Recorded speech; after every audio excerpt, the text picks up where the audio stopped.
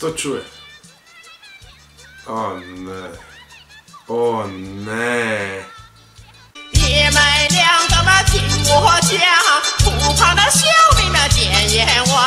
Ok, zdravo. Prva epizoda Made in Kina. Najbolji serijal do sad. Uglavnom, gledat ćemo proizvode koji se kreću, koji su iz Kine naravno, jer je sve danas iz Kine. Skoro sve. Gledat ćemo proizvode koji se kreću između, pa sve od par centi, pa do vidit ćemo do koliko dolara ćemo ići, koliko ćemo imati para.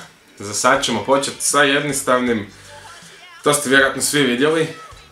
Dođe dolar, dođe u finom kartonskom pakiranju. Znači stvarno mogu se naći za dolar ili se može naći 10 komada za 5-6 dolara, visi sve po količini. Džepne žarulje. Ja ne znam šta će ti to? Mislim, ok, ovako poklon, ajde fora da se gore, ne znam, napisat nešto na tu plastiku nekom za poklon, glupost, novelty item, jel? Biće link dolje, svi linkovi će biti u descriptionu, možete ih provjerit, mislim, za dolar se isplati što jest.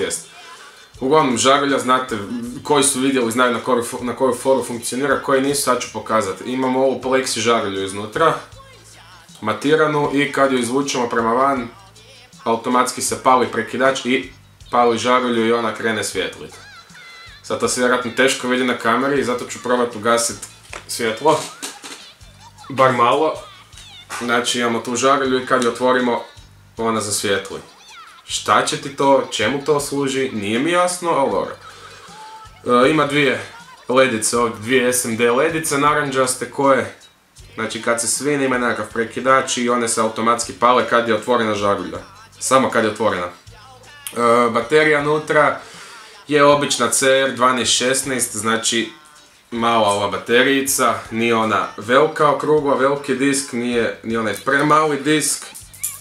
I sad je apsolutno nikad ne, evo, našao, znači ova mala baterijica, daju se kupiti na internetu pogodi otkud, iz Kine, za po 5 dolara za 50 komada, tak da mislim da se isplati dati 5 dolara za 50 komada tih baterijica, jer ako niš, dobro dođu uvijek, pogotovo za svakakve projekte. Ja sam naopako stavio bateriju, naravno da sam naopako stavio bateriju. Uglavnom da, to je, dođe dolar, ništa posebno, malo lampica, prenosna, ne znam šta će ti, čemu, novelty item, ali dobro ima i ljudi koji će to kupit.